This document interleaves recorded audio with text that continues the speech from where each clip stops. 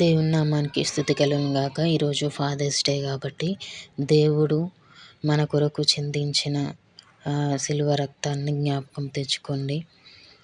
యేసయ్య సిలువకు కొనిపోబడే ముందు గెత్సెమనే తోటకు వెళ్ళి తన పరలోకపు తండ్రిని ఎలా ప్రార్థించాడో మనకు మత్తయి 26వ అధ్యాయంలో ఉంది. 26వ అధ్యాయంలో 36 నుండి 46 వచనములు చదివితే అవి నా హృదయాన్ని అయితే చాలా ప్రేరేపించాయి.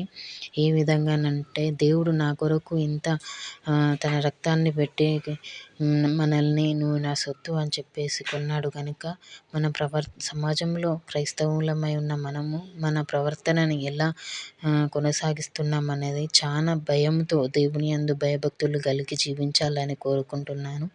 ఎందుకంటే ఆయన ఎండింగ్ డేస్లో ఆయన కన్ను మన ప్రియ విశ్వాసుల మీద ఉంటుందట. కాబట్టి ఆయన యందు భయభక్తులు కలిగి జీవిద్దాం. ఆయన రాకడకు మనం వెలుగుతూ ఇతరులను వెలిగించేలాగున మన ప్రవర్తనను భద్రపరుచుకుందాం. ఏ విధముగానైనాను పాపంలో పడకుండా ప్రతిరోజు ప్రతి క్షణము ఆయనను ప్రార్థిస్తూ ఆయన వాక్యాలను చదువుతూ మనం జీవిద్దాం. దేవుని నామానికి స్తుతి కలుగును గాక.